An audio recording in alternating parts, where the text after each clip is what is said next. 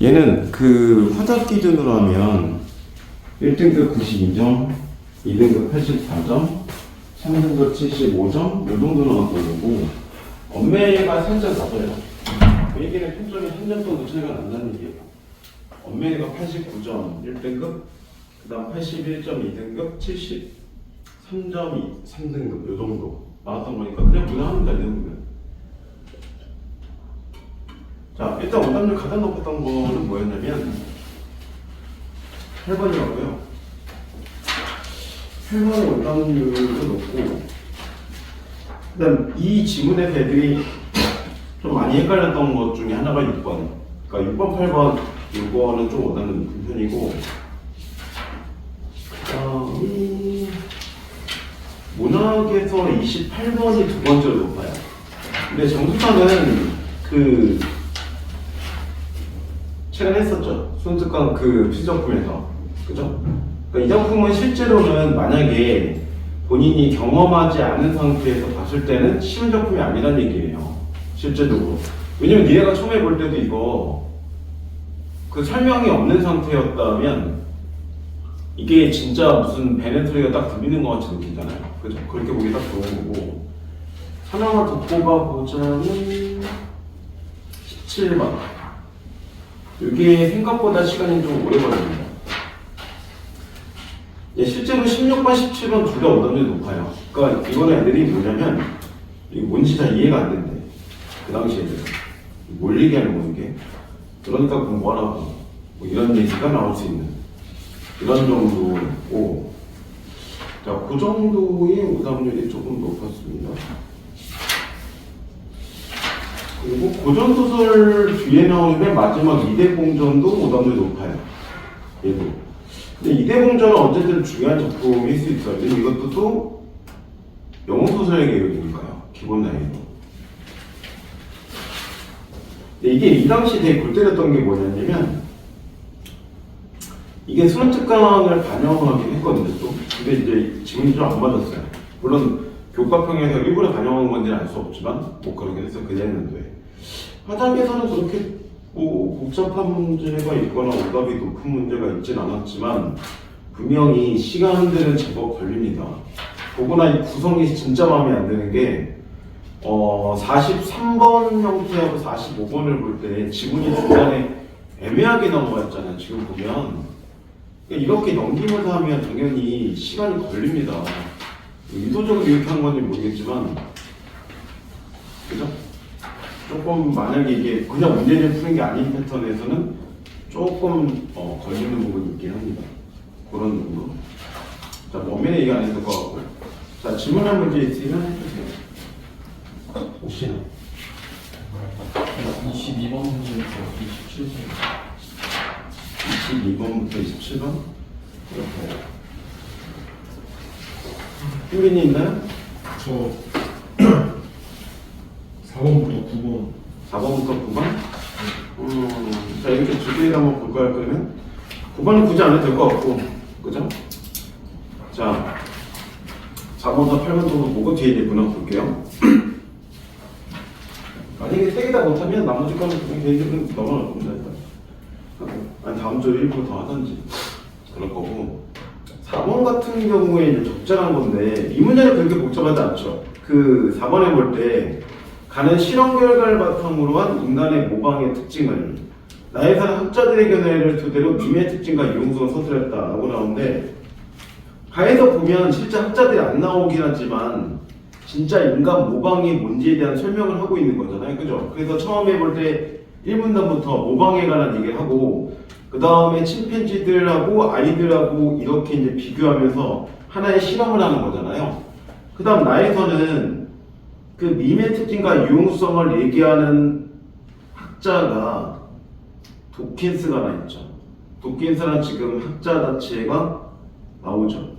근데 학자 자체가 도킨스 말고 나온 사람이 또 있나요? 여기서? 나와요. 한 명 더.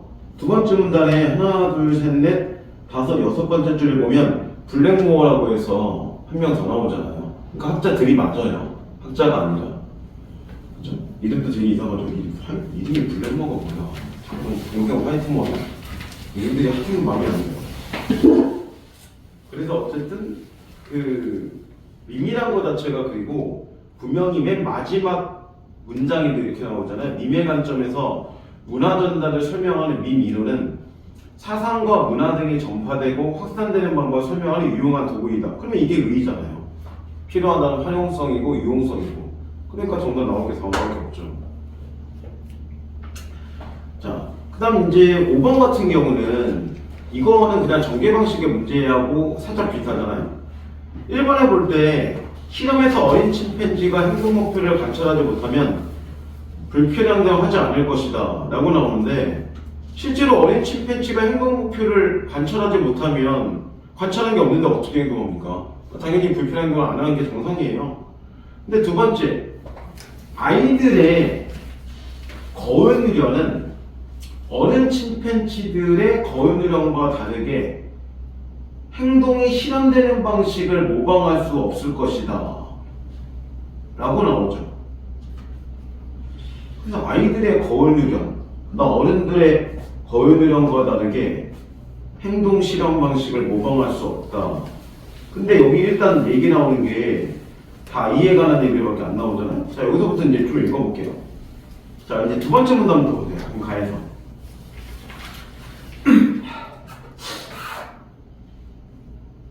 자, 어린 침팬지가 아이들 대상으로 시범자 행동을 관찰해서 이를 따르게 한 실험이 있는데 동일 구조의 플라스틱 먹이 상자 두 개를 이용하는데 두 개의 상자 차이는 내부가 투명하게 보이냐의 여부뿐이다.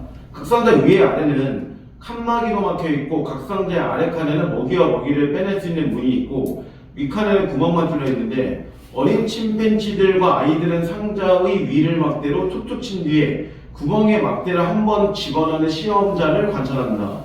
이어서 아래 칸에 문을 열고 막대기 이용해서 먹이를 빼내는 시험자 행동을 관찰하는데 어린 침팬지들은 불투명한 상자의 경우 시범을 따라한 거면 투명 상자는 그러지 못했다. 먹이를 얻으려면 아래 칸만 필요하다는 것을 아는 듯이 불필요한 것만 알아서 제거한 뒤 먹이를 획득했는데 그런데 아이들은 상자가 불투명하던 그렇지 않던 시범자 행동 자체를 따라했다 라고 나오죠. 이런 어린 침팬지들과 아이들의 이러한 차이를 신경과학 차원의 거울 미러를 통해서 설명할 수 있는데 거울 미러는 신경세포의 일종으로 다른 행위자의 행동을 관찰하기만 해도 자신이 그 행동을 직접 할 때와 동일한 활성화를 볼 수 있다. 실험에 따르면 행동에 대한 관찰을 포함하지 않은 행동의 실행, 그리고 모방에서 거울 미러의 활성화 정도가 다르다. 거울 미러는 행동에 대한 관찰보다 관찰을 포함하지 않는 행동의 실행에서 더 많은 활성화가 일어나고 모방에서 가장 높은 활성화를 보였다. 그리고 상대방의 행동 목표가 분명하다고 판단될 때 거울 미러의 활성화가 영장류 모두에게 일어나는데 목표 관찰이 어려운 상황에서 인간을 제외한 영장류의 거울 미러는 활성화 자체가 되지 않는다 라고 나오죠. 그러면 지금 여기서 중요한 얘기 나오잖아. 인간을 제외한 영장류라는 건 여기서 지금 나오는 침팬지를 얘기한 거지. 그럼 침팬지들은 활성화되지 않아도 인간은 할 수 있다는 얘기잖아. 분명히. 그래서 마지막에 다시 얘기하죠. 즉 투명 상자 6칸과 관련된 행동의 목표를 관찰하지 못하여 해당 행동을 따라하지 않는다고 설명할 수 있다. 그래서 인간의 거울 미러는 행동 목표 외에도 행동이 실현되는 방식이나 의도에서 모두 영장류보다 정교하게 활성화가 가능하다. 이런 얘기잖아. 그러면 5번에 2번에 볼 때 아이들의 거울 미러는 어른 침팬지들의 거울 미러과 다르게 행동이 실현된 방식을 모방할 수 있을 것이라고 얘기하죠. 오히려 기본적으로 인정하십니까? 거꾸로 얘기한 거잖아. 그러니까 활성화 자체가 오히려 되는 게 다른 영장류가 아니라 인간이기 때문에 이 설명은 바뀌어야지. 거꾸로 여기서 정답이 건조해 돼 있죠. 그러면 3번까지만 봐봐. 3번에 볼 때 거울 미러의 활성화가 모방에서 가장 높은 이유는 행동과 관찰의 행동의 실행이 모두 충족되기 때문이다 라고 나오잖아. 그래서 아까 세 번째 맨 마지막을 볼 때 인간의 거울 미러는 행동 목표 외에 행동이 실현되는 방식, 의도 모두에서 활성화된다. 그러면 결국은 이 전개가 활성화된다는 게 다 뭐 한다고? 3번처럼 충족이 되니까 활성화 가능하다는 얘기잖아. 그러니까 여기까지 보면 정답 끝나죠. 자, 그 다음 이제 6번 넘어가서 한번. 자, 6번에 볼 때 A와 B라고 나오는데 A는 짧은데 B가 좀 길죠. 그리고 분명히 모방이라는 거는 선천적이야 후천적이야? 이렇게 본다면 후천적이지. 왜냐면 관찰을 통해서 하는 거 뭐 이런 식으로 나오는 거니까. 그죠? 그래서 지금 보기에 보면 그런 얘기 나오지. 어느 지역 사육사들이 원숭이들에게 밭에서 캔 고구마를 모래밭에 매일 던져주었고 흙과 모래가 묻은 고구마를 원숭이들은 그냥 먹었다. 어느 날 미미라고 부리는 젊은 원숭이가 그런 고구마를 물가로 가져가 씻어 먹기 시작했다. 물론 이 미미가 하는 행동이 모방인지 아니면 갑자기 한지는 알 수가 없죠. 우리가 이것만 보고는 그렇잖아요. 왜냐면 그 이전의 상황에 대한 얘기가 없으니까. 자, 흥미로운 점은 이런 행동을 미미의 친척 원숭이들이 따라하기 시작하더니 두세 대 만에 그 지역 대부분의 원숭이들이 고구마 씻는 행동을 할 수 있게 되었다는 것이다. 미미가 고구마를 물로 씻어 먹는 것을 관찰한 다른 원숭이들이 자신에게도 고구마가 주어졌을 때 물가에 가서 씻어 먹은 것은 비모방적인 사회학습의 할애이다. 그럼 이거 모방이 아니라는 얘기네. 근데 이거 분명히 마지막에 얘기하지 이거 모방 아니라고. 그러면 1번에 볼 때 원숭이가 고구마를 물로 씻는 행동을 선천적으로 할 줄 안다면 새로운 행동을 배운 게 아니겠군. 그렇지. 선천적으로 원래 할 줄 알면 새로운 게 아니잖아. 모방이라는 것 자체는 후천성을 갖고 있는 거니까. 탈락. 그 다음 2번. 미미가 혼자서 고구마를 물가에 씻어 먹는 것을 즐겼다면 주어진 환경에 적응해서 특정 행동을 학습한 것이다. 그게 뭔데? 그게 B에서 얘기하는 개인적인 학습이지. 그래서 B를 봐봐. B에서 볼 때 개인적 학습이라는 게 두 번째 줄 있고 하나, 둘, 세 줄, 네 줄 정도 내려오면 다시 나오지. 개인적 학습은 개체가 환경과의 상호작용을 해서 자기가 특정 행동이나 반응을 하는 거라고. 그러면 실제로 뭐 한 거야? 혼자서 물가에서 씻어먹는 건 즐겼다면 기본적으로 물가라는 환경을 만나서 얘가 혼자 뭐 한 거야? 이 환경에서 학습한 거잖아. 누군가를 본 게 아니라. 그러니까 2번도 맞는 거지.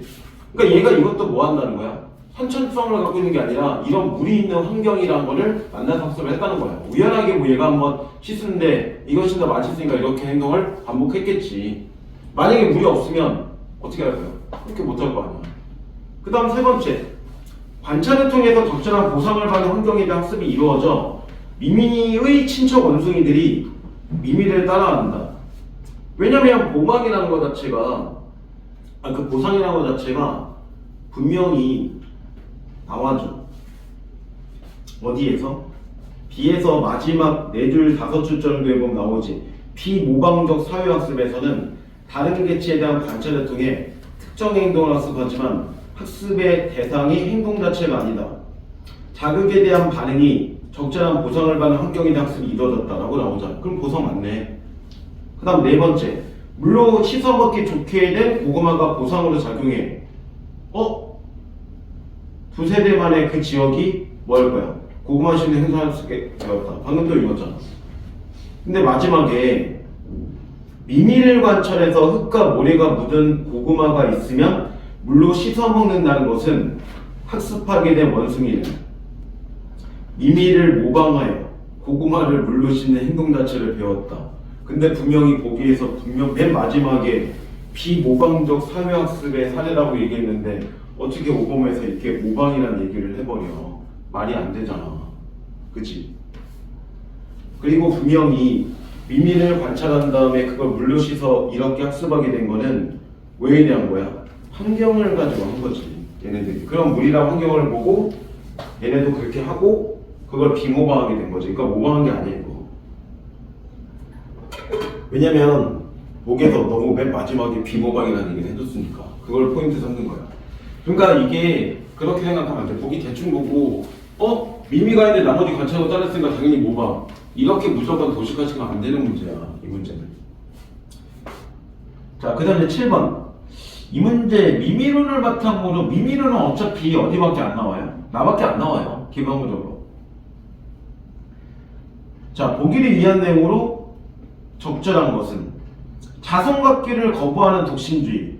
이게 진짜 이기주의인데, 그치? 그럴까요?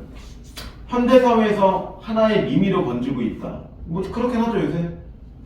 이 밈을 적극적으로 수용하는 사람들은 당연히 자선을 통해서 유전자 전달하지 않겠지. 왜? 독신주의를 수용하는 사람들일 거니까. 그렇잖아. 일단 이해는. 그러면 1번을 봐봐. 독신주의는 그런 밈을 적극적으로 수용한 사람은 밈을 복제하고 그런 행위를 한 것이다 라고 나오잖아.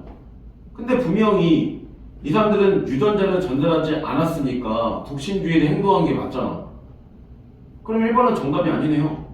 그리고 왜냐면 그런 밈으로 번진다고 하고 그걸 수용했다는 거 그걸 복제했다는 얘기니까요. 그러니까 1번은 정답이 아니죠. 그리고 그게 분명히 뭐예요? 1문단에 2문단에 걸쳐서 나와요. 설명 자체가.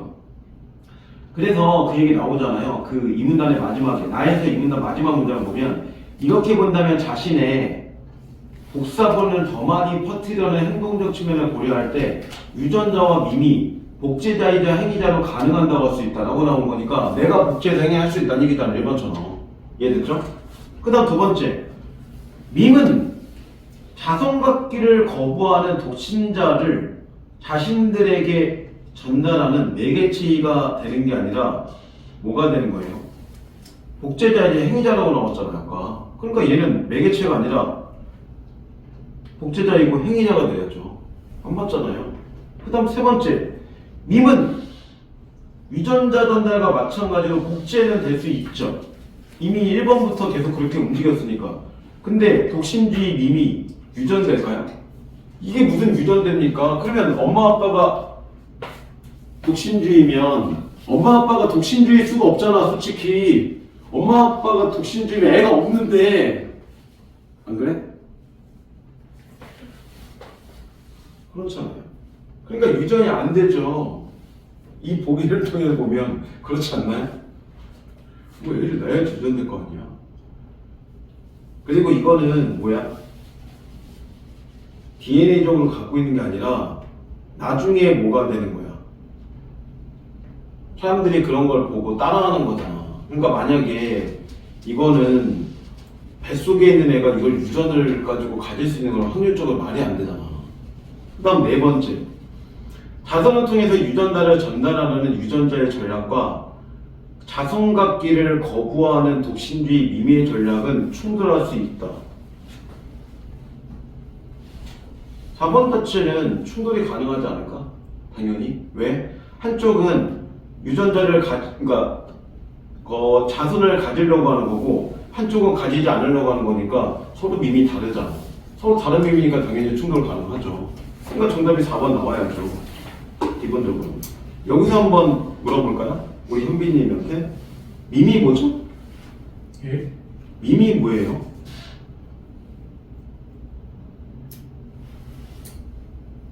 유전과 구별되는 복제의 기본 다. 그렇잖아요. 그러니까 답이 정확하게 이밖에 되는 게 아니에요. 3번은 그럼 자연스럽게 해결됐죠. 그죠? 유전이 아니니까요. 하지만 사람들의 복제 행위가 A라는 사람과 B라는 사람이 갖고 있는 복제가 다르다는 거잖아요. 그러면 기본적으로 A를 추정한 사람들이 있을 거고 B라는 밈을 추정한 사람이 있을 거잖아요. 그럼 두 사람의 가치관이, 즉 밈이 같아 달라?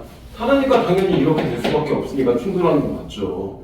전부 다 이런 것만 갖고 있으면 충돌이 안 하겠지만 이미 이쪽에선 자손을 가지자는 얘기와 이 얘기는 가지지 말자고 하는 거니까 두 사람이 만나면 서로 뭐 할 거야? 가지자? 싫은데? 가지자? 싫은데? 가자? 싫은데? 이거 외에는 더 이상 얘기 나올 게 없으니까요. 그러니까 정답이 4번에서 멈추게 돼 있죠. 오케이? 그 다음 5번. 현대사회에서 독신주의 밈이 널리 퍼지는 이유는 이것까지 맞아요. 위에서 분명히 하나의 밈으로 번지고 있다 나오니까. 근데 밈을 적극적으로 수용하는 거하고 유전자 전달은 아무 상관없잖아요. 아까 읽은 대로. 그죠? 두 번째 분단에 처음 시작할 때부터 이건 유전자의 전달이 아닌 거니까 말이 안 되는 얘기죠. 근데 이거 3번 이해하면 5번도 시간 이해할 수 있죠. 이렇게 가는 겁니다. 자, 그 다음에 8번. 기억에 근거하여 니은을 반박할 수 있는 말로 적절한 거야. 근데 지금 여기서 기억을 보면 이렇게 나오잖아요. 겨울누련이 인간의 모방 과정에 관여한다. 겨울누련이 인간의 모방 과정에 관여한다. 이렇게 나왔죠. 그리고 디귿이 니은을, 자 니은 자체와 디귿을 보면 니은이 그 나에 나오죠. 미미 기능에 대해서 회의적인 입장. 그러면 쉽게 가면 니은 뭐 하는 거야? 그럼 미의 존재 자체에 대해서 부정하는 거잖아. 회의적 입장이 되는 거. 비판하거나. 그 다음 디귿 자체는 님의 이런 존재를 뭐 하는 거야?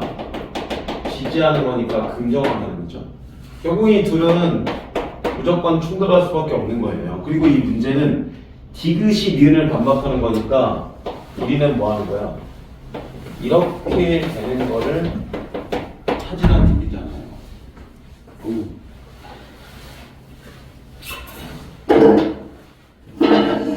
이렇게 둥글둥글하고 자꾸 하나씩 늦게 오면 까먹는다고. 아주 사람이니까, 그치? 그러니까 얘가 얘를 까는 거를 찾으라는 거야, 분명히. 물론 반대일 때는 정답도 바뀌겠지만, 그죠?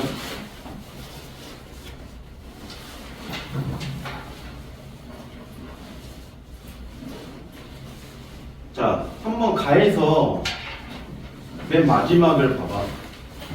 자, 그게 기억이 나와 있으니까 인간의 거울은 이 다른 부분과 함께 제공하여 모방의 수준을 높이는데 거울누련이 인간의 모방 과정에 관여한다고 보면 인간이 있는 그대로 따라하는 모방 메커니즘을 통해서 비효율적인 것처럼 보이는 행동까지도 정확하게 모방할 수 있게 되었다고 생각할 수 있다.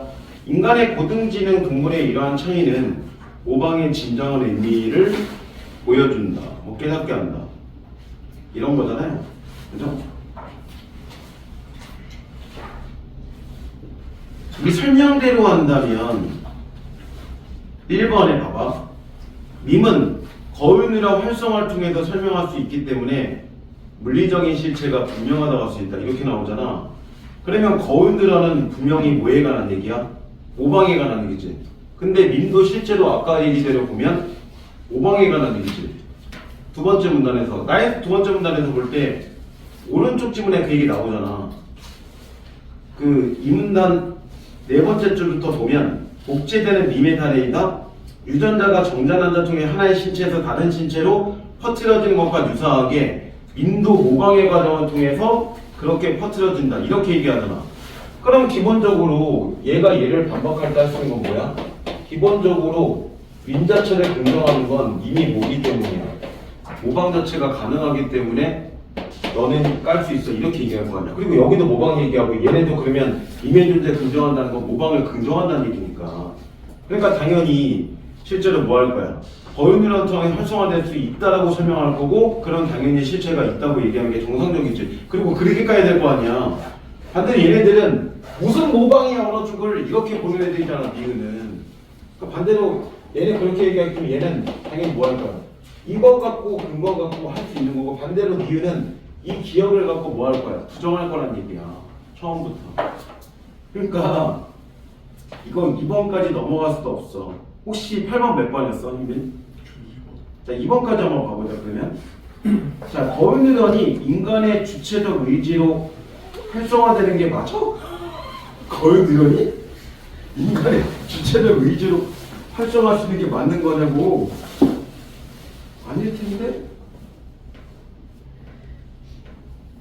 여기서 이미 틀렸는데?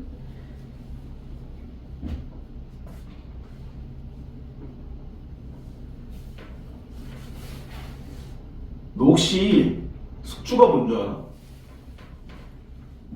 첫 번째 문단에서 나오잖아. 블랙모어가 얘기하는 기생 숙주 모델이라고. 바이러스가 숙주의 기생에 복제를 반복해서 자기 존재를 확정하고 인근의 숙주들을 전염시키듯이 밈에게는 밈을 더 많이 퍼뜨리는 복제 전략을 위해 숙주인 인간이 필요하다는 것이다 라고 나오잖아. 숙주가 뭐야?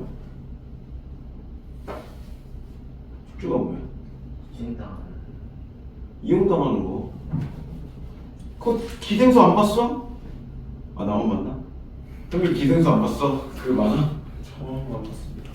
기생수가 그거잖아. 말 그대로 그 외계 생명체가 인간 자체를 숙주 삼아서 인간에게 자기 영양분을 뜯어 먹는 거잖아. 인간의 영양분을 뜯어 먹는 애잖아. 걔가 기생하는 애잖아. 그러니까 기생이란 거는 남의 영양분을 뜯어 먹는 거고 뜯김을 당하는 게 숙주잖아. 그러니까 암세포가 뭐가 되는 거야? 기생이 되는 거고 인간이 숙주인 거잖아. 이 설명대로 보면. 그러면 누런이 어떻게 인간의 주체적 의지를 활성화돼? 결국은 인간은 뭐 한 거야? 뜯김을 당하는 것 뿐인데 말이 안 되잖아. 이해돼? 그런 거라고. 그러니까 이거는 기생하고 숙주의 뜻이 좀 필요하긴 해. 기본적으로. 말은 좀 어렵게 써놨죠. 그러니까 이거는 안 되지. 기본적으로. 야 그리고 인간의 주체적 의지로 활성화되면 뭘 모방이야. 모방 자체를 얘기할 필요가 없는데. 오케이? 이런 거라고. 자 뒤에 이제 한번 볼까요? 그 22부터 27일 한번 보세요. 요거는 27번을 먼저 볼게요. 거기에 일단 기본적인 설명이 나와주고 아닐까요? 자, 문화적으로 특정한 장소에 대한 체험을 다룰 때 주로 풍경, 자연물에 관한 정서적 반응을 드러내는 경우가 많은데 그리고 특정 장소에 거주할 때 나타나는 삶의 자세나 자신이 알게 된 사람들에 대해서 이야기하는 경우도 있다. 가는 작가가 총섭정 일대를 기행한 감을 노래하며 목민가로서의 역할을 떠올린 것이고 목민가 그냥 벼슬아치는 얘기야. 그러면 통상적으로 벼슬아치의 역할은 뭐겠어? 백성들을 똑바로 다스리고 나는 난 충성을 제대로 하고 이게 결국 목민간이 할 일인 거지. 그죠? 설마 목민간인데 와 나 자연지기 해야지? 이건 좀 웃기잖아. 그럼 목민간 얘기를 할 필요 없으니까. 나는 임실에 응거하던 작가가 한가롭게 지낸 생활이나 주변 자연물에 대한 친감을 누리는 것이다. 정확한 자연치료라는 얘기지. 그 다음 다는 함흥에 체류하던 작가가 직접 동해의 매력을 전하며 흥취를 드러낸 것이다. 이 구성이 굉장히 골 때린 게 고전과 현대의 결합이고 보통은 이게 이렇게 수필 나오면 시가 좀 길게 나면 하나가 나와야 되는데 두 개가 나왔지. 그래서 전체적으로 지문이 조금 길어졌죠. 생각보다. 그리고 맨 마지막에 백석의 동해에는 되게 익숙한 점이잖아. 백석. 근데 수필이에요. 이게 시가 아니죠. 이게 좀 차이점이 있습니다.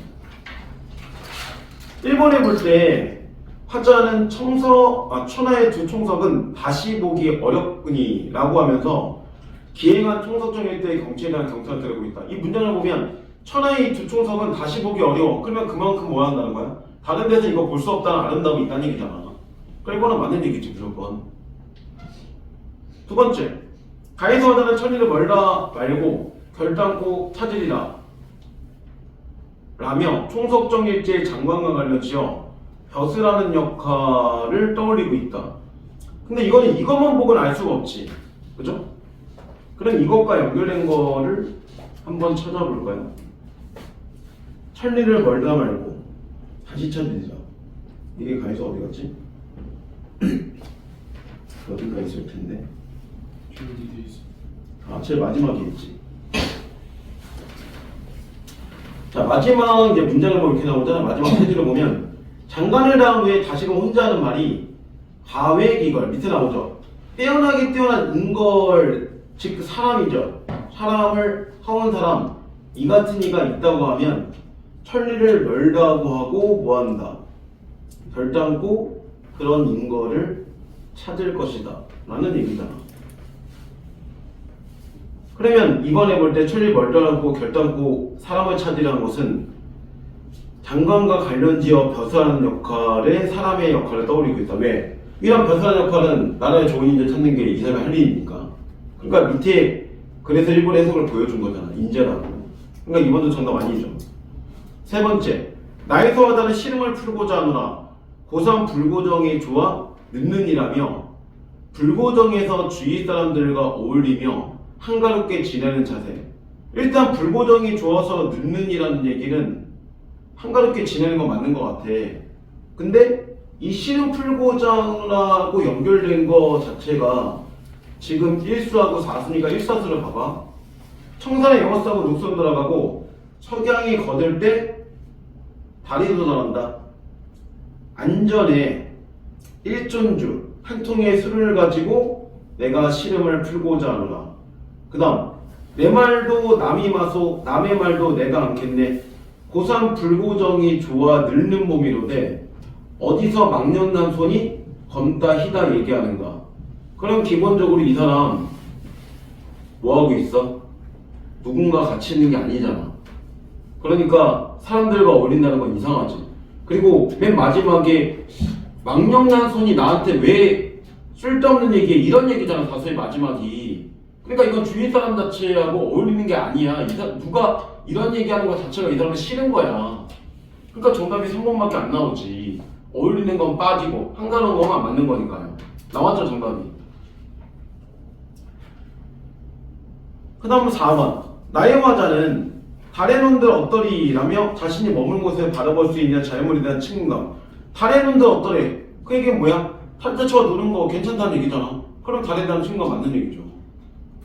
자, 그리고 이제 22번을 넘어가보세요 한번. 22번을 보면 적절한 건데 1번에 가하고 나에서 각자 대꾸가 있는지만 찾으면 되지. 그죠? 가에서 대꾸 나오나요?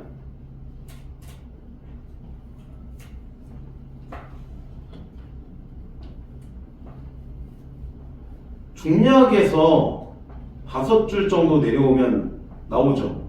어떠한 도끼로 용이 깎았으며 어떠한 승목으로 천년에 골랐는가.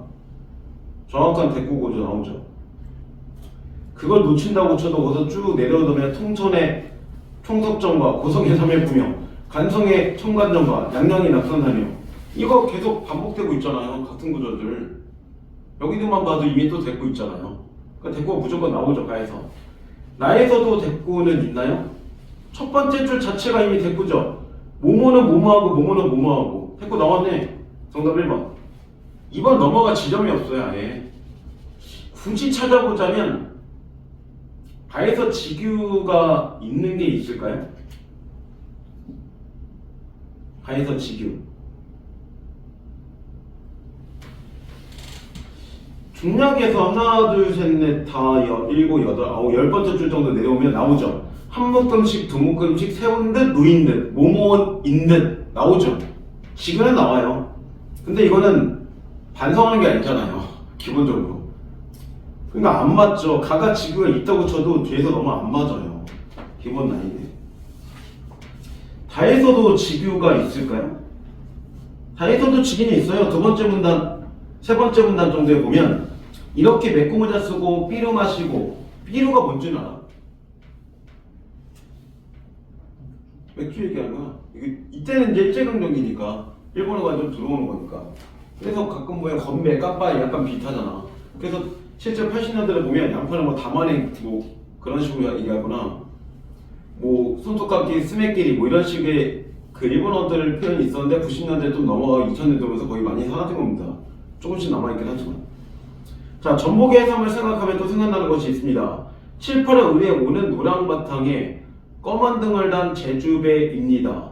제주배만 오면 그네들 물가에 말이 많아집니다. 제주배 아주명이 몸집이 절구통 같습니다. 지금 있지만 이거는 아줌마의 몸집을 비유한 거니까 뭘 반성한 거야. 탈락. 그러니까 이번까지는 일단 있긴 있는데 나머지 이제 나온 것도 없지. 자, 그 다음 이제 23번을 보세요. 자, 적자를 아는 거죠. 가를 이해한 내용으로 적자를 아는 거. 총석정이라고 해서 지금 결국은 정자를 얘기한 거예요. 그죠? 청이니까요. 기본적으로. 지금 이 그림을 간단하게 보면 귀양계석이라는 게 결국 바위를 얘기한 거잖아요. 그러니까 총석정에서 동해 있고 바위 보고 하니까 되게 아름다고 뭐 그렇다는 얘기예요. 이게 뭐 그림이 되게 허접해서 좀 그렇긴 하지만 실제로 가서 봤다면 되게 멋있었을 거 아니에요. 그러면 1번에 볼 때 기상상이 좋을 때 실을 찾기 위해서 총석정을 찾기 위해서 서두르고 있다.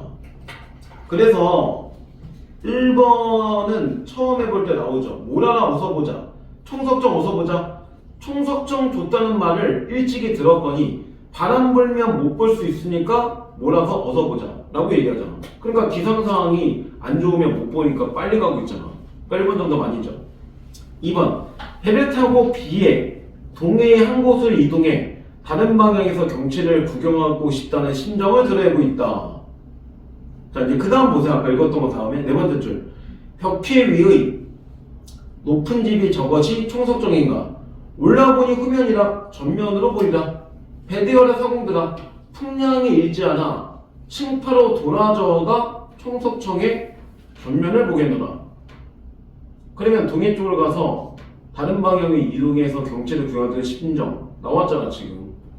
그 다음 세 번째, 천상의 인물과 지상의 인물이 협력해서 만든 것이 기양개석이라고 인식하고 있다 라고 나오죠. 근데 중략다음을 봐봐. 하우시 도끼뿔이 용문에 들어왔으나 이 돌 총석정 주변에 귀양개석을 만났으면 이와 같이 깎을 수 없으며 영장 영험한 장인이 심유해서 코끝의 것을 찍었을까? 이 돌 다듬다고 이같이 혹시 곧았을까? 이 어떠한 도끼로 이렇게 용이 깎았으며 어떠한 숙목으로 천연이 골랐는가? 라고 나오죠. 그러면 이게 3번에 볼 때 천상의 인물과 지상의 인물이 협력했다는 얘기가 맞아? 지금 누구만 얘기 나왔어? 하오시하고 영장에서 영험한 장인이라고 나왔잖아. 그럼 얘네들이 천상계 인물이야? 아니지. 그러니까 천상계 인물을 빼야지 여기서. 그러니까 정답 3번. 흐른 대로 쭉 이건 그나마 흐른 대로 가는 거니까 여기까지 보면 정답 멈추기 딱 좋죠 기본적으로. 자, 그 다음 24번 한번 넘어가세요. 24번에 나에 대한 얘기를 적절한 건데 그 3번의 육수의 수를 자연과 어울리며 풍요해지기는 화자의 성을 드러내고 있다. 그럼 육수에 대한 해석을 볼까요 한번? 여기 육수만 보면 되니까 이제. 엊그제 빚은 술이 다만 3병 남았구나. 한 병은 물에 놀고 한 병은 산에 놀며 이 밖에 남은 병 가지고 달에 논들 어떠겠는가. 그 얘기는 뭐 하겠다는 거야? 한 병을 물가에서 마시고 한 병은 산에서 마시고 한 병은 달을 보면서 마시겠노라. 이런 뜻이잖아요 정확하게. 그러니까 3번처럼 술은 자연과 어울리며 즉 물, 산, 달과 어울리며 즐기는 화자의 생활을 드러내고 있다. 자연을 즐기기 위해서 지금 마시고 있는 거잖아. 그리고 이게 아까 27번에 분명히 나는 자연에서 한가롭게 지내는 생활을 얘기한 거니까 이 술을 마신 이유는 한가로움을 좀 더 즐기기 위해서 마신 거지 이 사람이 슬퍼서 마시는 게 아니라고 절대로. 그러니까 답이 3번에서 멈추는 게 맞지 나머지 안 맞아요 해석을 볼 때도. 1번에 신월이 무슨 새로운 것을 중시하는 얘기야. 신월이라는 것 자체가 신월이 이제 솟아났으니까 밤이 됐구나 이런 거니까 시간이 그만큼 흘렀다는 얘기밖에 안 되잖아요. 탈락. 2번에 남은 정당 판단 내리긴 뭘 정당 판단을 내려. 실제로 망령난 손이 왜 나한테 뭐라고 지적거리는 거야 이렇게 생각. 내가 볼 때 이 사람 정당한 게 아닌 거잖아. 왜 나한테 지적질하고 있어 이렇게 생각하는 거니까. 그래서 아까 24번에 2번은 27번에 3번하고 우리가 연결시키면 어울릴 수 있는 사람이 아닌 거죠. 하긴 되잖아요. 그 다음 25번 다에 대한 설명을 적절한 것은 이라고 나오는데 사실 백석의 동해도 그렇게 쉬운 글은 아니죠. 정확하게 뭘 말하고 싶은지를 애매한 게 사실 수필이기 때문에 우리에게 뭘 백석이 교훈을 많이 주려고 한 거나 그런 게 아니라 그냥 개인적으로 쓴 거예요. 자기가 느끼는 거를. 그러니까 여기서 교훈을 뽑아내는 거는 쓸데없는 짓이죠. 그런 거는 옛날에 중학교 때 하는 얘기야. 수필지. 그리고 그 교훈이 하기가 거대한 게 아니야. 이게 적절한 거니까 있는 거밖에 없는 건 하나밖에 없을 거 아니에요. 그나마 헷갈린 건 3번인데 말줄임표가 중간에 나오긴 하잖아요. 니은 바로 앞에 등등등등등등등 나오잖아요. 하지만 회의감을 얘기한 게 아니잖아요 이거. 그죠? 그 아까 절군 같다라고 읽은 거 다음에 보면 절군 같다는 둥 제주배 암행의 조밥에 수국만 먹는다는 둥 제주배 아지맹이 언제 모롱디 이슥한 바위 위에 혼자 해삼을 따다 무슨 일이 있었다는 등. 그러니까 이런 거는 있었던 일을 그냥 취약해서 얘기한 거니까 전혀 회의감이 아니죠. 그러면 2번 연상을 통해서 다양한 대상을 열거하며 공간에 대한 애정을 드러내고 있다 라고 얘기하는데 처음에는 누굴 떠올려? 처음에는 친구를 떠올리죠. 맨 처음에 삐르를 마시고 친구를 생각한다 라고 나오잖아요.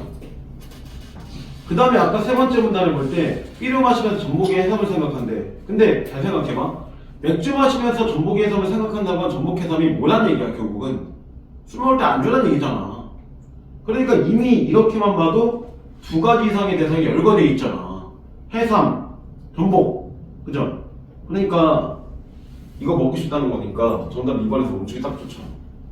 나머지 나올 것도 없죠. 그리고 2, 3이 떠오르는 게 하나 더 있지. 그 다음에 볼 때 7, 8에는 은의 노란 바탕에 검은 등을 단 제주배 뜯어올라. 그러니까 2, 3 떠올리는 거는 친구, 그 다음 맥주에 있는 뭐 안주들, 제주배 이런 것들을 열거하고 있는 거죠. 자, 그 다음 26번 기억력에 대한 설명을 적절한 거야.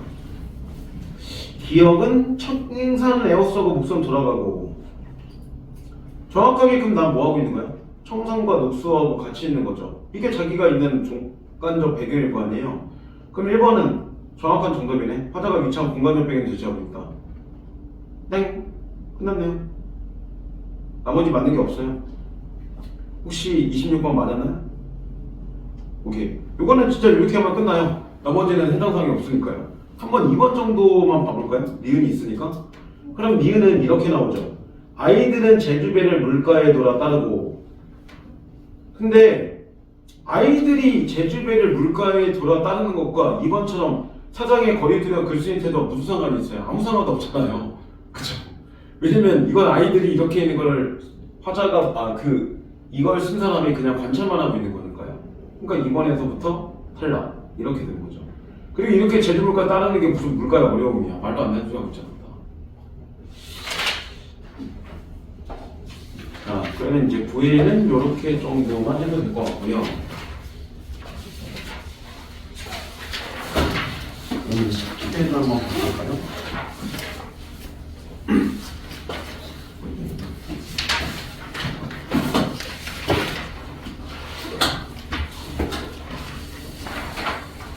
펜은 2024년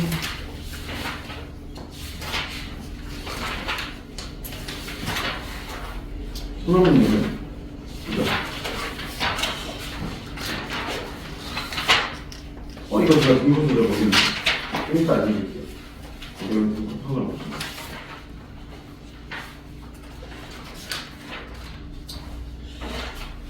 (2024년) 거는 보기 전에 작품들이 굉장히 생소하게 많습니다. 그죠? 전체적으로 보면 이청준 정도는 들어보긴 했을 것 같은데 이 작품을 안 봤을 거고, 그나마 우리가 조금 익숙하다고 본 거는 18번부터 23번에 해당되는 그 우알가 정도? 그 어리석은 얘기 요 정도 비슷하지 않을까 하고, 나머지 다 그렇고 전체적으로 보면 비문학이 그렇게 복잡하지는 않아요. 근데 이제 지동설, 천동설 이런 말이 가끔 나오기 때문에 지구중심설, 태양기준 대신에 이거 바꿔 나올 수 있으니까 항상 지동설은 지구가 돈다는 거고 천동설은 태양이 지구를 돈다. 이 정도 단어는 기억을 하라는 얘기죠. 알겠죠? 이런 정도일 거고 17번 같은 경우는 정말 간단한 산수 문제입니다. 이런 거는 사실 맞춰주긴 해야 돼요. 왜냐면 직접적으로 다 계산하는 거는 아니기 때문에 그런 거 정도 있고, 그리고 맨 마지막에 나오는 정비태세록은 어쨌든 중요 작품이 될 거예요. 이것도 이제 갈등관계 보이고 그 영소설하고 연결돼서 이제 그런 거 보이는 거니까 이런 작품들이 요새 하나의 트렌드로 뻗습니다. 언내 쪽은 그렇게 좋은 문제라고 할 수 있는 건 35번. 35번은 정말 좋은 문제입니다. 기본적으로. 그리고 뒤에 나오는 38번. 이 문제도 되게 중요한 문제입니다. 합성업 하자 문제에서 트렌드 문제니까요. 나머지는 뭐 그렇게 중요한 문제 없습니다. 자, 10회에서 질문할 거 있을까요? 18번부터 13번. 18번? 20번? 23번. 18번, 23번? 그럼 일단 요거를 봐볼까요? 그 우월하다는 거는 무슨 뜻인지는 알지. 자기 목표하다는 얘기잖아. 그러니까 자기 약간 자체 뭐 이런 거잖아요. 그래서 19번의 보기를 한번 봐보세요. 19번의 보기를 보면 그런 말 나오잖아요. 우할은 세상 물정이 어두운 것 같은 한편 세상과의 불화를 감수하면서 윤리적 가치에 대해 충실한 태도를 말하기도 하는데, 그래서 우할이란 인간의 현실과의 괴리에서 오는 안타까움과 현실에 대한 부정적 인식에서 비롯된 고독감을 드러내기도 하지만, 자신의 삶을 긍정하며 우월함을 지켜나가는 태도를 보이기도 한다. 뭐 이런 말도 있죠. 자, 18번. 적절한 것은, 근데 이거는 표현하고 좀 연결돼 있죠. 1번에 볼 때 가나 모두 의문의 형식을 사용해서 현실에 대한 미련을 부각한다 라고 나오는데, 가에서 의문의 형식이 나온 부분이 어디요? 나에서? 나는 너네 보여요. 삼수해 볼 때 그거 나오잖아요. 맨 마지막에 이 맛을 인간 세상에 누구가 알겠는가? 그러면 이 맛이란 건 뭐야? 자연에서 지내는 맛을 인간 세상에 누가 알 수 있겠는가? 이렇게 해석하지. 그러면 이것만 봐도 의문의 형식이 있다고 해도 현실에 미련이 있는 게 아니라 미련이 아예 없는 사람이잖아. 그죠? 그리고 가에서도 하나, 둘, 셋, 넷, 다섯 번째 줄에 보면 일간목이란 게 그냥 초가집 같은 거 얘기한 거예요. 초가집에 비가 새는 줄 알던가 누더기 옷이 부끄러움을 어찌하며 어디서 그 미친 말이 남의 미움을 받을 줄 알았던가. 과거에 그런 거 몰랐다고 얘기한 거니까 이건 현실은 미련을 얘기하는 게 아니잖아. 과거에 몰랐었는데 아 이런 거구나 상황이.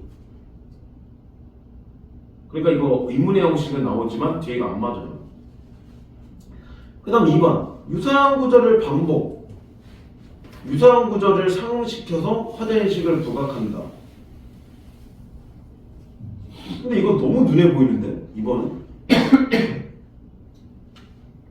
기억 지금 읽은 거에서 4줄 정도 내우면 우월하구나 우월하구나 그토록 우월하구나 이거 유사한 구절 반복했잖아요 이미 여기서. 그죠? 그리고 어이할리 유사한 구절 너무 많이 반복하는데 그 다음 다에서 유사한 구절을 상응시키는 거는 두 번째 문단에 있어.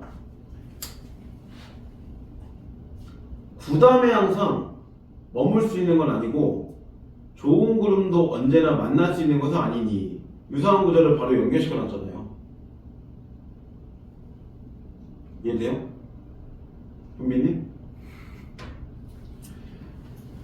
같은 문장을 얘기한 게 아니야. 문장 구조가 유사한 걸 얘기한 거잖아. 대꾸가 원래 그런 거니까. 구다음에 항상 머물 수 있는 거 아니고 좋은 구름도 언제나 만날 수 있는 건 아니다. 그러면 모모에 모모할 수 있는 건 모모가 아니다. 모모도 이거 모모애하고 똑같은 거잖아. 일부러 그대로 바꾼 거니까. 이해돼? 좋은 구름에 언제나 만날 수 있는 건 아니다. 그러면 좋은 구름에 모모에 모모할 수 있는 것은 아니다. 이 구조가 같잖아 지금. 그러니까 유사 구조를 상응시키는 건 둘이 연결시켜서 결국은 뭐 하는 거야? 항상 머물 수 있는 게 아니구나 구담은. 이런 인식이 나왔잖아. 그러니까 정답이 2번밖에 안 되죠. 나머지 확인도 안 되고요. 그죠? 그리고 다에서 계절 변화가 어디 있습니까? 없어요. 그나마 계절 얘기할 수 있는 거는 3번 정도만 보면 가는 있어요.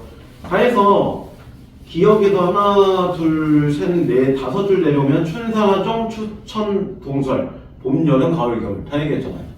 그러니까 얘는 맞죠. 하지만 다가 안 맞죠.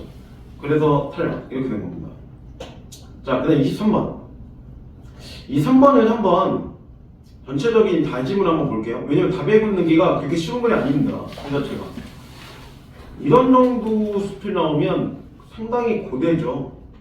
그리고 이게 지금 설명 자체가 하나도 없죠. 전체적으로.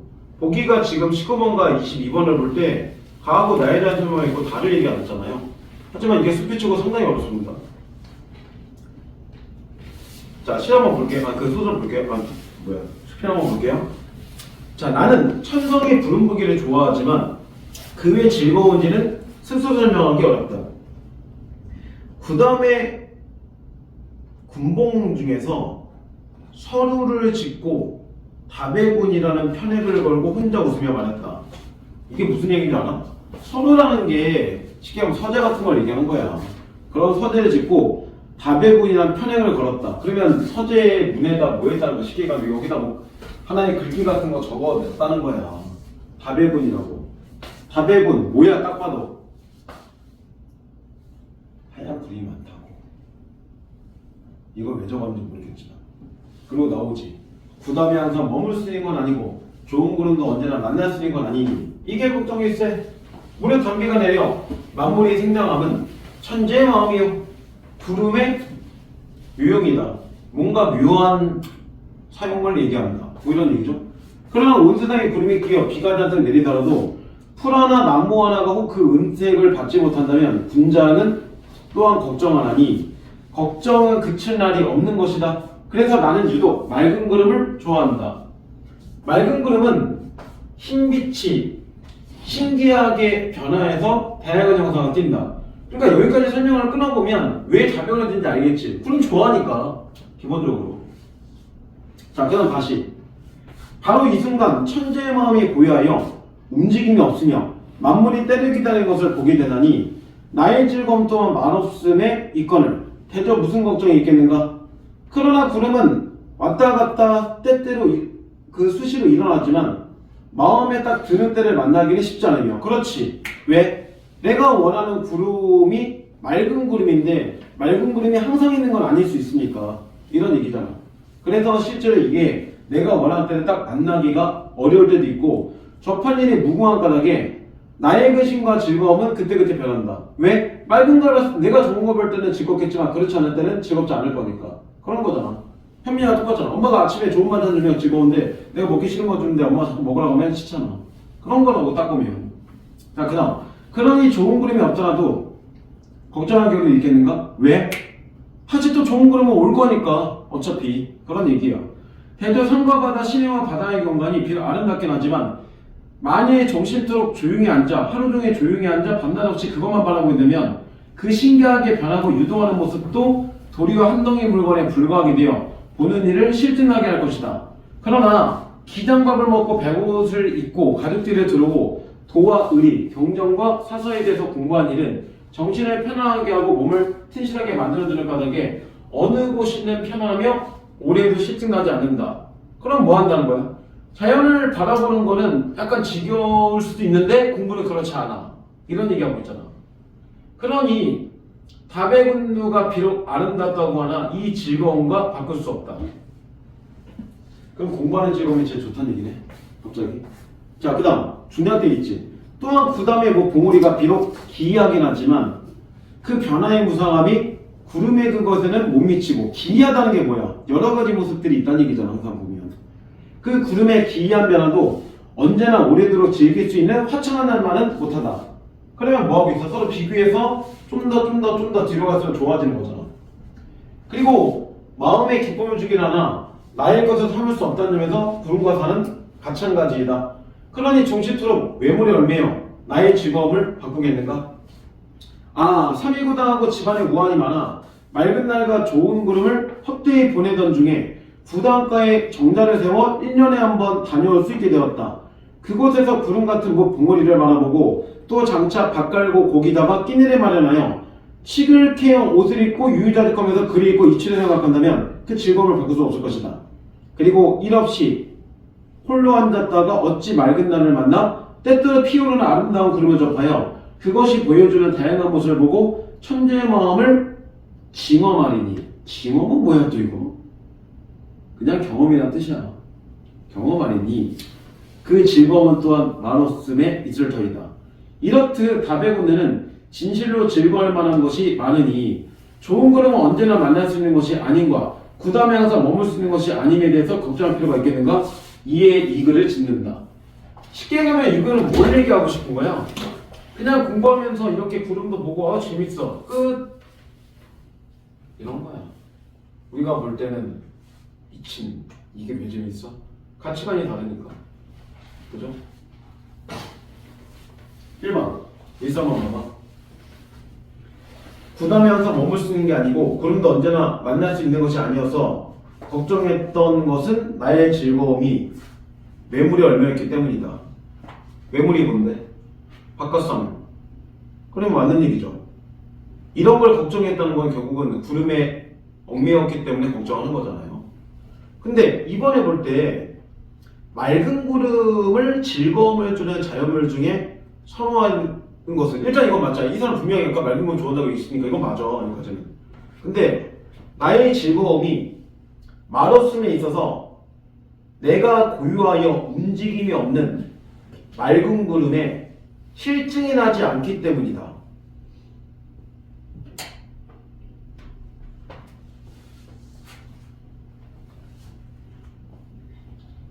근데 내가 고유하여 움직임이 없는 맑은 구름. 근데 고유해서 움직임이 없는 게 구름이 맞아? 아닐 텐데?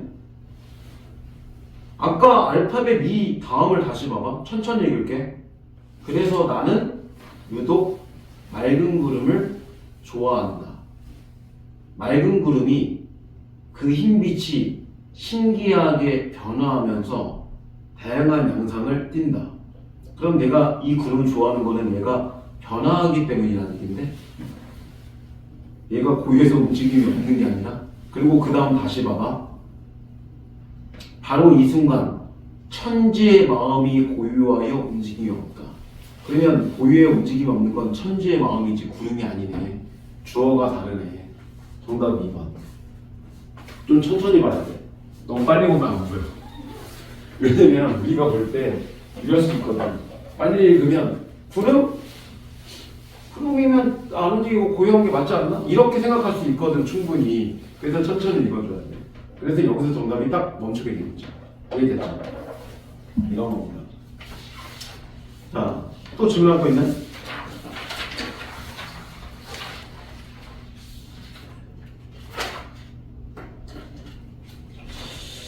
딱히 없으면 좀 쉬었다가 이거 14부터 17은 좀 보긴 할게요. 요거는 법하고 연결된 거 가끔 나오긴 하거든요. 상속과 연결된 거. 그래서 그거는 어떻게 했는지만 제가 설명만 간단하게 해드릴게요. 그랬어? 여기? 맞았어 이번 판? 14, 15, 16도 나왔어? 몰라 물어본 거죠. 아니 우리 봐. 채점도 안 해본 거야. 아 진짜. 쉬는 시간에 하고 있어.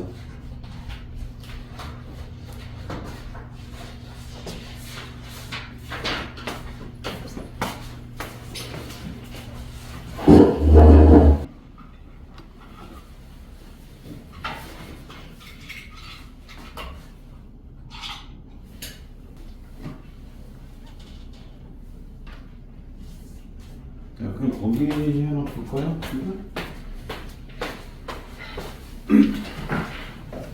그 14부터 17에서는 딱 7번 정도만 보려고 했는데 이거는 가장 높은 게 16번이네요. 16번 가지고 올게요, 문제는.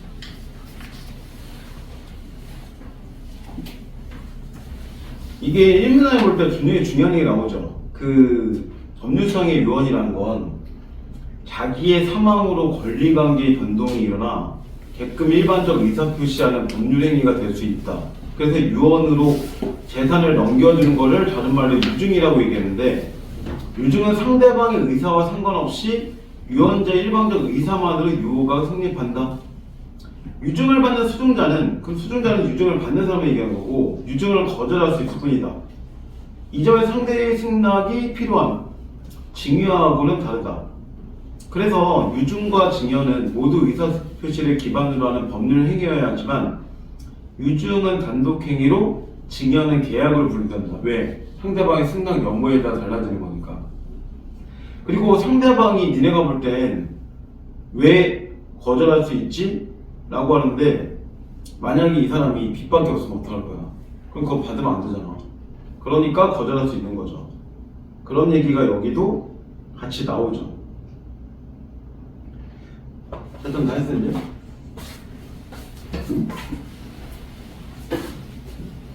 또 했네.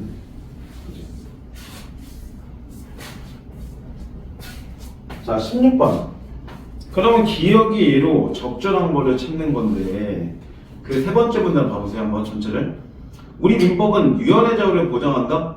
사람은 언제든지 자유롭게 유언할 수 있고 청해도 할 수 있다. 혹시 유언의 내용을 변경할 때 자녀의 동의가 있어야 한다는 문구가 유언에 들어있다면 그 부분은 무효가 된다. 유언으로 재산 처분의 내용과 방식을 정할 수 있는데 법정 상속인 이외의 사람을 상속인으로 지정하거나 법적으로 공동상속인 사이에 정해진 상속재산의 비율인 상속분을 법률로 정해진 비율과 달리 정하는 유언은 허용되지 않는다. 다만 유증으로서 배우자나 자녀에게 상속분과 다르게 재산을 물려줄 수는 있다. 그리고 기억의 예는 분명히 뭐 해야 돼? 중요한 얘기 나왔지. 이거 질문이야.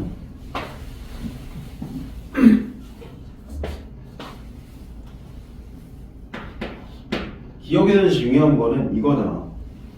배우자나 또는 자녀에게 뭐 한다? 법정 상속분과 다르게 이런 법정인 상속분 자체와 다르게 뭐 하는 게 가능하다? 재산 물려주는 거. 이게 가능한 상태를 찾아야지. 법정 상속분은 어디 있어? 세 번째 문단에 있죠. 네 번째 문단에 있죠. 그 상속인이 배우자와 아들, 딸이 한 명씩 있다면 비율이 1.5 대 1 대 1이다. 그러면 실제로 배우자는 1.5고 자녀는 뭐야? 1이는 거잖아. 그렇지 않나요? 그죠? 그러면 1번에 볼 때 유류분 처분을 정하는 방식으로 유언을 한다는 거는 같은 게 아니라 다른 게 아니라 같게 한 거잖아. 거꾸로 한 거지. 정답이 안 되지 얘는. 두 번째, 법정 상속인이 아닌 제3자에게. 근데 지금 이거는 배우자나 자녀에게 다르게 하는 거니까 제3자에게 얘기하는 건 해당 사항이 없잖아. 탈락. 세 번째, 법적 상속인을 배제하고 공익단체의 모든 재산을 증여하는 거는 기본적으로 얘네들한테 재산을 물려주는 걸 아예 다르게 하라는 거지 주지 말라는 얘기가 아니잖아. 말이 안 되지. 그리고 실제로 안 되지 그런 거는. 왜? 분명히 마지막 문단에 자기 상속분의 일정 비율을 분명히 상속인들에게 줄 수밖에 없게끔 되어 있으니까 그걸 빼고 나머지를 이렇게 공익단체의 재산 증여가 가능하다는 얘기잖아. 네 번째, 법적인 상속인들 사이의 상속분을 서로 다르게 정하는 유언을 합니다. 그럼 4번이 정답일 것 같지? 그죠? 법정 상속인들 사이의 상속분을 서로 다르게 정한다. 근데 분명히 뭐가 나왔어? 기억 앞에 볼 때 방금 읽었지? 상속재산의 재산의 일부인 상속분은 법률로 정해진 비율과 달리 정하는 유언 자체는 허용 자체가 안 된다고 하잖아. 그러니까 상속분을 서로 다르게 정하는 유언을 할 수는 없다는 얘기야. 안 돼 이건. 그리고 상속에 관한 얘기는 분명히 네 번째 문단에 있지만 1순위와 2순위와 이런 게 다르지. 기본적으로. 그러니까 1.5 대 1 대 1 이렇게 나왔어도 분명히 5번처럼 나오지. 1순위 법적 상속인들 가운데 라고 나오는데 실제로 배우자나 자녀는 1순위가 맞아 안 맞아? 맞지. 왜냐면 네 번째 문단을 볼 때 1순위가 자녀 등의 직계비속이고 2순위가 부모 등의 직계존속이래. 이 얘기는 무슨 얘기야? 1순위가 있다면 2순위한테 넘어갈 게 없다는 얘기지. 근데 1순위가 없을 때 2순위한테 넘어갈 수 있는 거니까 기본적으로 2순위는 여기서 의미가 없는 거야. 1순위가 있는 상태에서는. 근데 무슨 얘기 나와? 배우자는 1순위, 2순위와도 같은 순위야. 그 얘기는 뭐야? 만약에 자녀가 없어. 그래서 배우자밖에 없어. 그럼 배우자하고 누가 가져가는 거야? 부모가. 반대로 자녀가 있어. 그럼 자녀하고 배우자. 이렇게 가져가는 거잖아. 그러면 1순위 법정 상속인들 가운데 한 사람의 재산의 일부를 이중한다. 이거 가능하다는 얘기잖아. 그리고 얘네들은 지금 1순위가 맞는 거니까. 정답 5번. 이렇게 가야지. 그래서 이거 이 세 번째 문단만 갖고 하는 게 아니라 네 번째 문단을 같이 봐야 돼. 기본 라인을 볼 때. 결국엔. 왜냐면 그렇게 다르게 물려주고 하는 게 기본적으로 그렇게 되면 얘네들이 무슨 순위인지를 파악을 해봐야 될 거 아니야. 그래야 자연스럽게 정답이 5번으로 넘어가는 겁니다.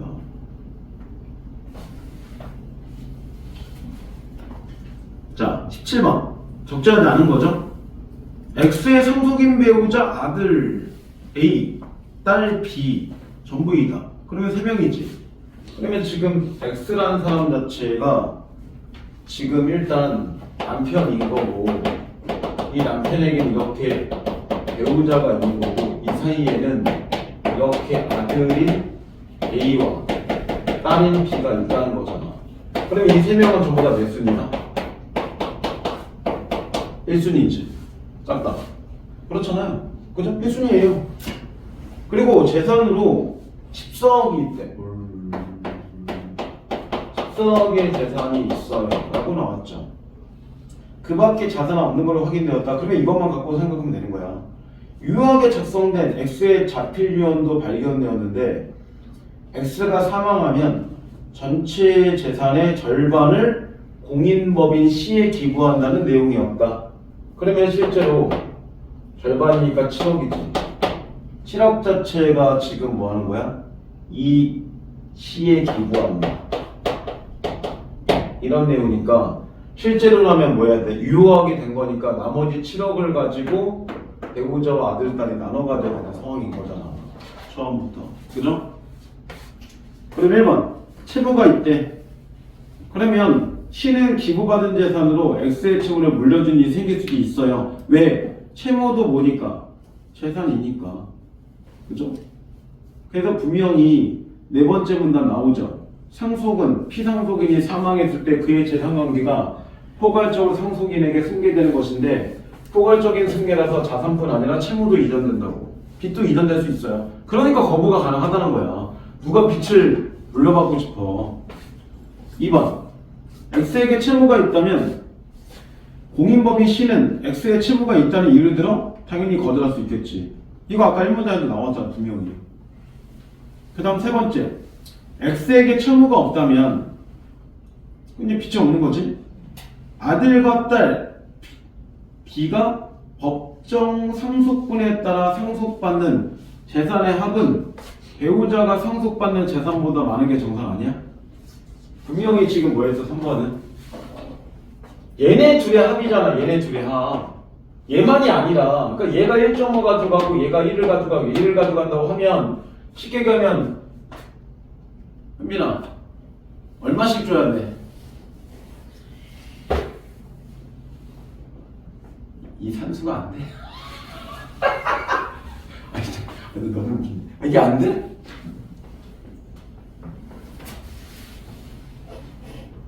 이거 뭐라고? 이거 이게 뭐? 숫자가 애매해요. 뭐가 애매해?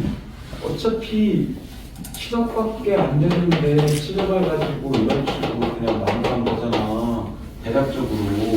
아니라고. 그러면 뭐 3, 2, 2 이런 식으로 가져가겠지. 그러니까 이렇게 될 거니까 여기 둘이 합은 4이고 얘는 3이니까 이게 더 크잖아. 아니 숫자 잘 봤어요. 진짜 잘 봤어요. 그런 거잖아. 그러니까 답이 3번이 아니지. 이해됐어? 이거 그 다음 4번. 채무가 없다면 X의 부모가 있는 경우 A와 B의 법적 상속분이 왜 줄어? 안 줄지. 왜? 부모는 어차피 있으니까 얘네가 있는 상황에서는 할 게 없잖아. 그러니까 정답이 4번 이렇게 돼야지. 오케이? 그래서 아까 1순위, 2순위가 볼 때 이 뜻이 아니야. 1순위가 좀 더 많이 가고 다음에 2순위가 또 가져가고 3순위 또 가져가고 이게 아니라고. 기본적으로. 그럼 왕의 자리를 1순위, 2순위, 3순위면 1, 3순위면 다 왕이 된다는 얘기야? 아니잖아. 그 얘기라고. 참. 그러니까 이런 거 갖고 들어가서 그냥 싸우는 거야. 기본적으로. 그래서 뭐 자녀 어쩌고저쩌고 있다 없다 뭐 이렇게 뭐 이런 얘기 나오고 그런 거야. 근데 솔직히 이거는 뭐 드라마에서 하는 짓이지. 드라마에 그렇잖아. 그 다음에 5번 X에게 채무가 없다면 법적 상속권에 따라 상속이 이루어졌다고 할 때 공동상속인들 가운데 아들과 딸은 당연히 둘 다 똑같이 1대1이니까 같은 게 되겠지 기본적으로. 그리고 이거는 이미 3번에서 확인했으니까요. 자 이렇게만 보면 되겠죠. 자 그 다음 이제 11회 하나 볼까요? 10회는 이제 다시 옛날 거쭉 여기 2015년 4월이잖아요 그죠? 뭐 3월 4월 사실 별차이 없어요. 우선 거는 이제 그 6번 정도에 모두 다 보기 때문에 기본적인 난이도들은 비슷해요. 그러니까 뭐 3월이 좀 더 쉽고 7월이 좀 더 어렵고 이런 개념이 아닙니다. 이거는 2학년 정도까지에 좀 해당되는 내용이고 3학년부터는 그런 게 없어요. 3월달 것도 막 70년 좀 이렇게 튀어나올 때도 있는데요. 기본 어려운데.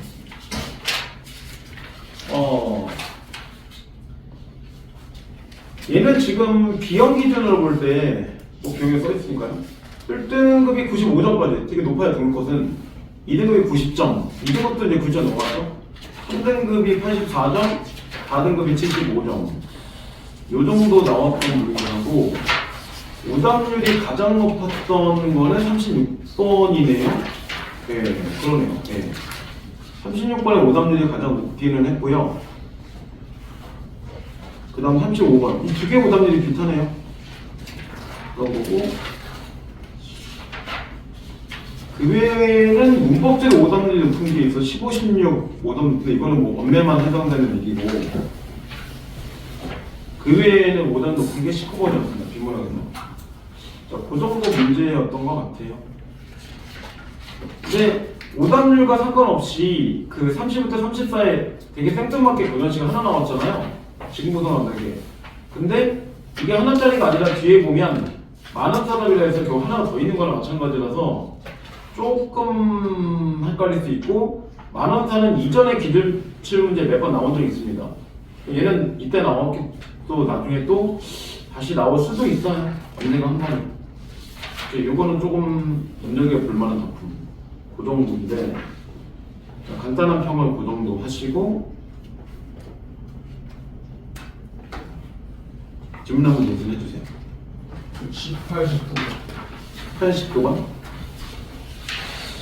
자, 그럼 18, 19번을 일단 볼까요? 이데아는 사실 엄청 많이 나와요. 그 기출문제. 그죠? 이데아라는 게 두 번째 문단에 그 박스에 나오잖아요. 가장 실제하는 것, 가장 완전한 것을 이데아라고 규정한다. 이는 현실 세계를 초월한 차원에서 존재한다. 라고 나오죠. 그러니까 이데아는 결국은 다른 말로 하면 뭐가 되는 거야? 초월계야, 초월계. 인간계가 아니라 완전하다 나오잖아. 그렇죠? 이런 식으로 나오니까요. 그래서 18번은 그냥 내용지성 문제죠. 정확하게. 이다에 관한 예로 적자하지 않은 것은 이런 건데 1번은 그럼 정답 아니죠. 방금 읽었으니까요. 그 다음 존재론적으로 모든 현상에 비해 가장 실제하는 것이다 라고 나오잖아요. 그래서 아까 이데아 읽을 때 바로 위에 가장 실제하는 것, 가장 완전한 것 같이 읽었으니까 이번도 정답이 아니죠.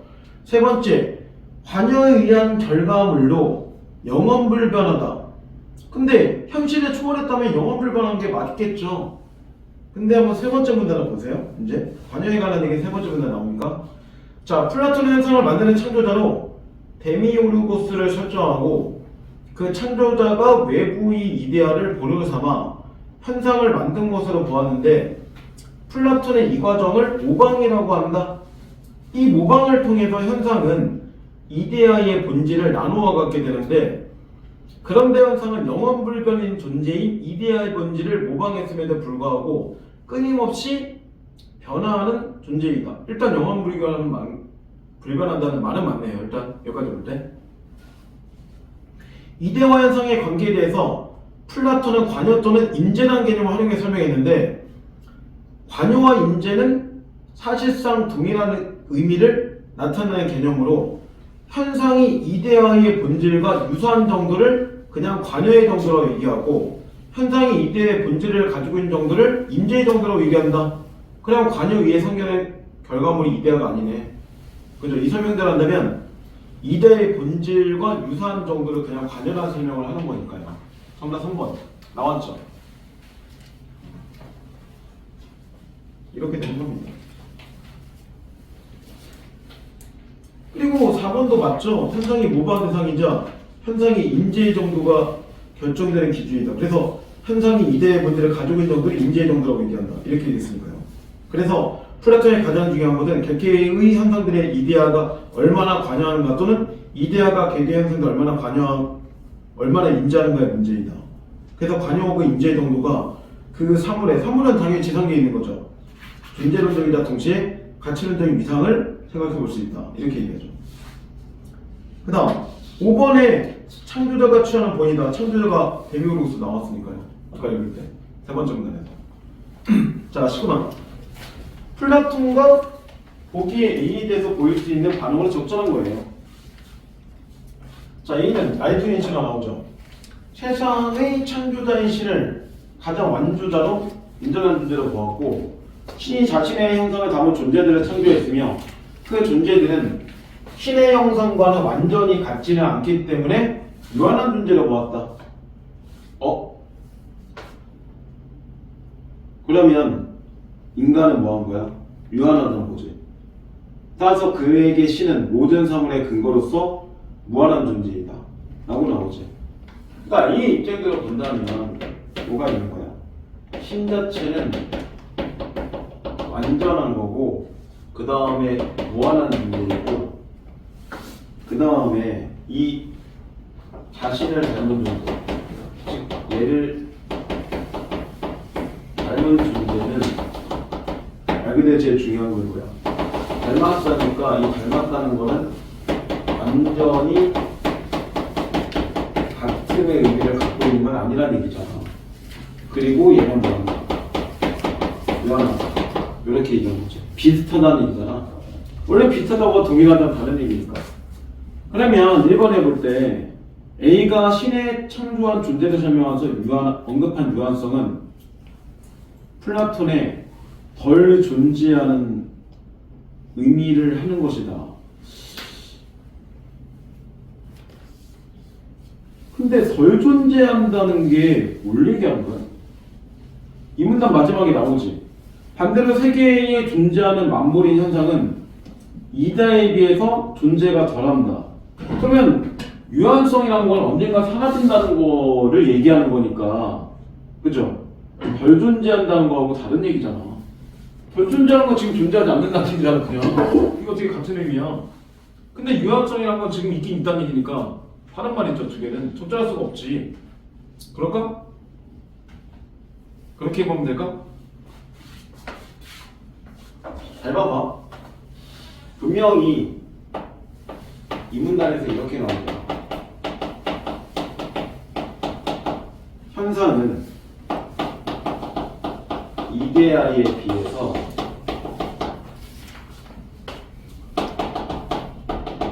덜 존재한다. 이 현상을 다른 말로 뭐라고 해? 만물, 세상에 있는 존재들을 얘기하잖아. 그럼 이데아에 비해서 존재가 왜 덜해? 이데아는 안전하고 영웅일관하니까 있지만 얘가 덜 준다는 건 유한하기 때문에 완전히 사라진다는 얘기니까 결국은 뭘 얘기하는 거야? 유한성의 기준을 그대로 얘기하는 거잖아. 그러니까 답 1번 해줘야지. 오케이? 이렇게도 그래야 된다고.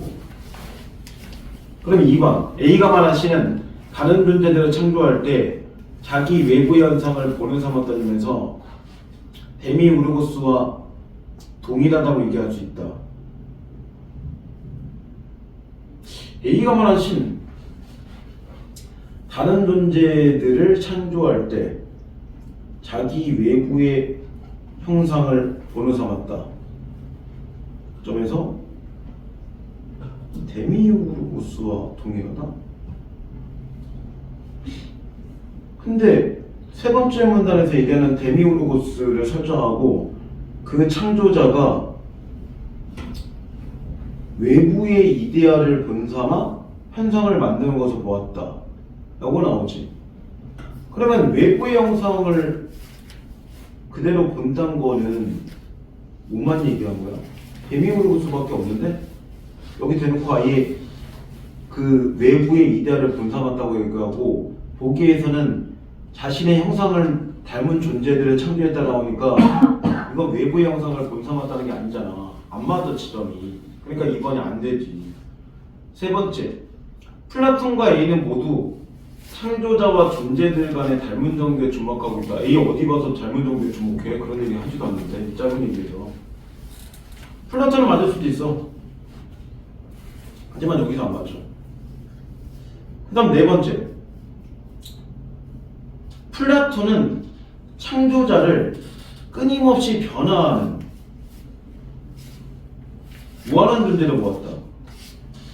근데 아까 세 번째 문단 네 번째 줄에 현상은 영원 불변한 존재인 이데아인데 영원 불변한다고 나오는데 근데 어떻게 변화해? 불변은 변하지 않는다는 얘기인데 거꾸로 얘기한 거지. 그 다음 A는 존재의 완전성의 정도의 문제로 파악했다. 근데 그 네 줄 안에 완전성의 정도의 문제를 얘기한 적은 없는데 오히려 완전성에 관련된 얘기를 한 사람은 플라톤이야. 두 번째 문단 아까 이데아 그 위만 봐봐. 이런 얘기 나오죠. 존재와 그 존재의 가치가 일치하다면 특정한 존재를 판단할 기준이 있어야 하는데 플라톤은 그것을 있음의 정도로 보았다. 이때 있다에는 존재한다는 측면에서 실제성의 정도와 가치 있다는 측면에서 완전성의 정도를 모두 포함하게 된다. 따라서 어떤 대상이 다른 대상보다 더 존재하는 것은 그것이 상대적으로 더 완전한 대상이라는 걸 의미하며 덜 존재하는 것은 그 대상이 덜 완전한 대상이라는 걸 의미한다. 이게 유한하다는 얘기잖아. 그러니까 여기서 볼 때 완전성에 대한 문제를 얘기한 거는 플라톤이지. A가 아니야. 바뀐 거 설명해. 이렇게 가는 거야.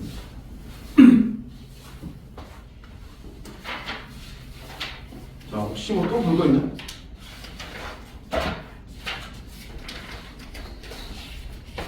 채점 또 하나 있나? 채점을 하고 채점을 아까 코치가 채점하라고 했잖아요. 그치?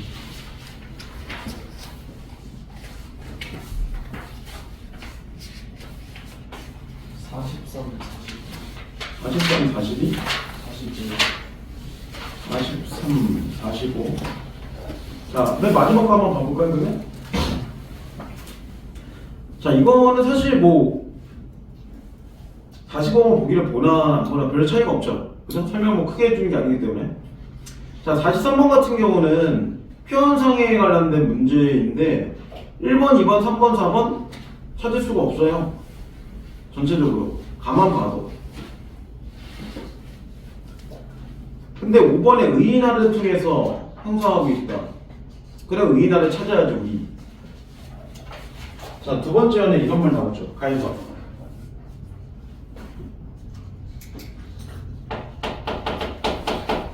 용난 꽃 한 송이. 꽃 한 송이가 없잖아요. 의인이죠. 나왔죠. 그 다음 나에서 의인.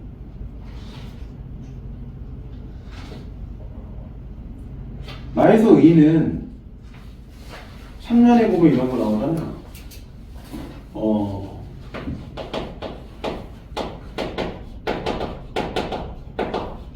머리를 풀고 하늘을 드린다.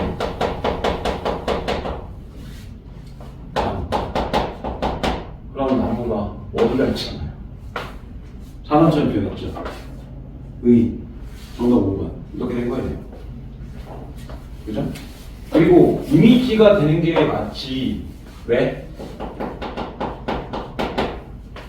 청각, 시각 이미 나왔잖아요. 이해됐죠? 이렇게 된 겁니다.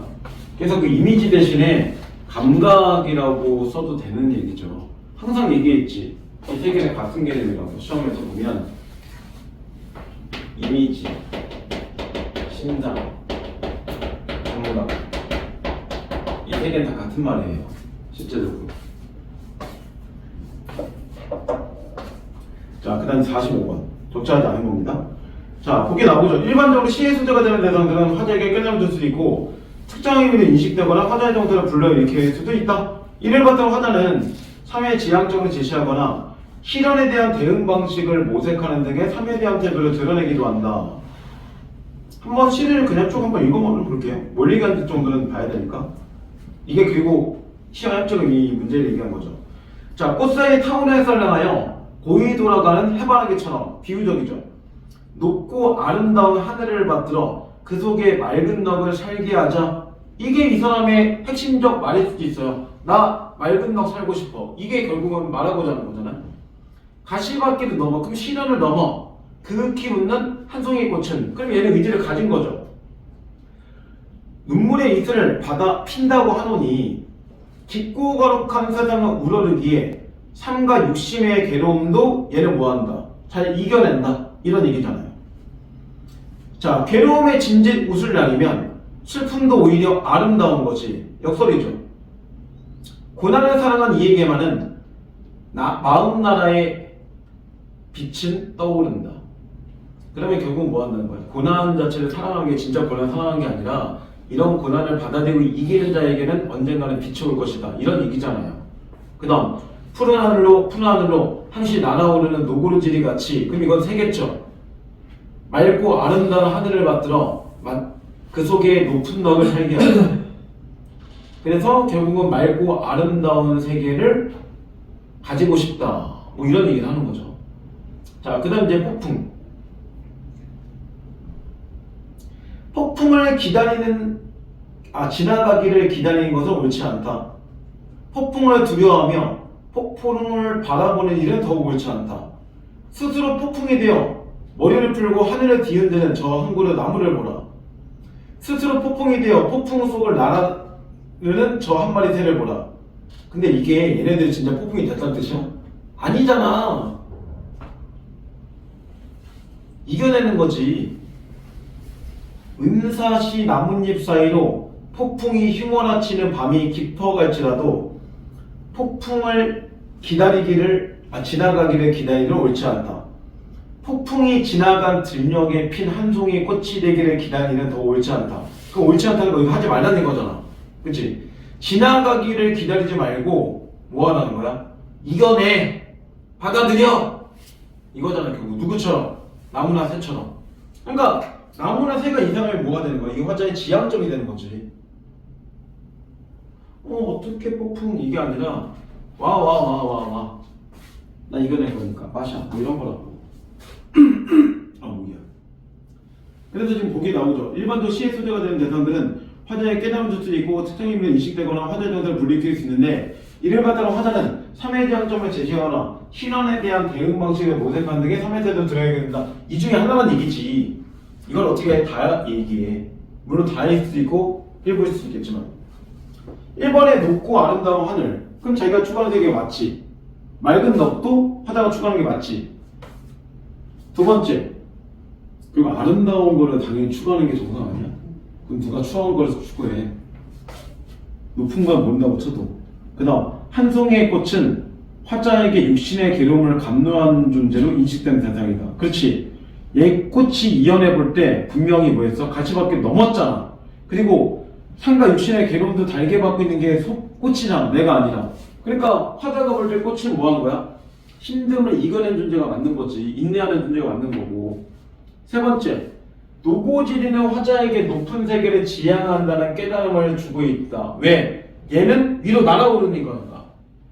그 다음 네 번째, 나의 새인 모습은 적정의 의지를 갖게 한다. 그래서 아까 나무하고 새가 같은 의미라고 그랬잖아. 둘 다 폭풍에 대한 폭풍 자체를 버티는 의지를 가지고 있는 존재라고. 그럼 마지막 5번에 볼 때 폭풍이 왜 경애의 대상이야? 경애가 뭔데? 단어 뜻이잖아. 현빈, 경외. 끄덕이야. 그게 뭐야? 일종의 그런 뜻이야.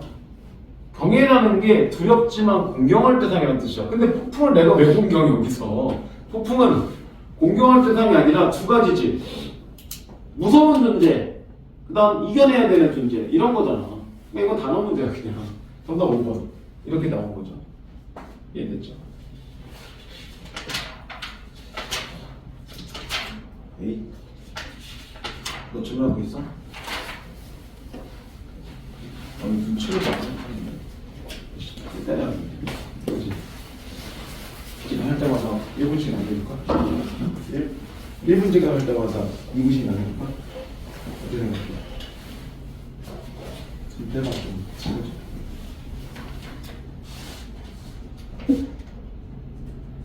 안 푼 거야? 아, 다 틀린 거야?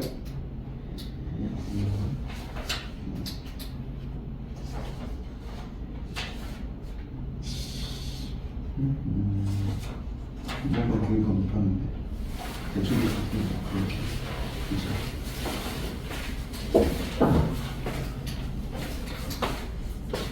자, 그래 일단 여기까지 할게. 지금 없으면 하지만 부영이 22번하고 23번은 틀렸으면 반성하라는 게 아니라 잘 생각해 보세요. 왜냐면 경기하고 연결된 거는 올해도 부영이 나옵니다. 제가 매번 섭외에서 강조하는 것들 있죠. 과학 일부에서 강조하고 고전씨가 강조하는 것들은 분명히 올해 또 돌 거예요. 왜냐면 저도 정말 10년째 다 풀면서 항상 분석하는 거니까요. 경제에 연결된 것들은, 그리고 이제 경기 지표나 이런 것들은 빠지는 것 자체가 거의 불가합니다. 왜냐면 지금의 해당 문제도 결국 정치를 뺀다면 경제 문제니까요. 올해도 지금 코로나 이후부터 지금, 그리고 다큐나 이런 걸 볼 때도 계속 뭘 얘기하냐면 장기 실업, 그 다음에 중년 정치의 취업 문제, 이거 지금 계속 다큐를 뗀단 말이에요. 그리고 현황에 대한 문제를 가지고 보통은 과학기술이나 사회가 움직이는 것들이기 때문에 경제에 연결되는 것들은 무조건 나올 확률이 높아요. 그리고 작년에도 애매하게 나왔기 때문에 올해는 일단 확률적으로 실제 수능은 경제화될 가능성이 되게 높아요. 누진 소득세 얼마 전에 했었잖아요, 저희. 그죠? 평균 세율하고 그거 기억나? 저번 주 거잖아요. 그게 누진세율, 평균 세율 연결돼 있잖아 지금. 꽤 오래전 건데도. 걔는 2020년대 이후 거지만 얘는 그 이전 건데도 이렇게 연결돼 있잖아. 그 정도 본 거. 자, 숙제는 적어드릴게요, 제가.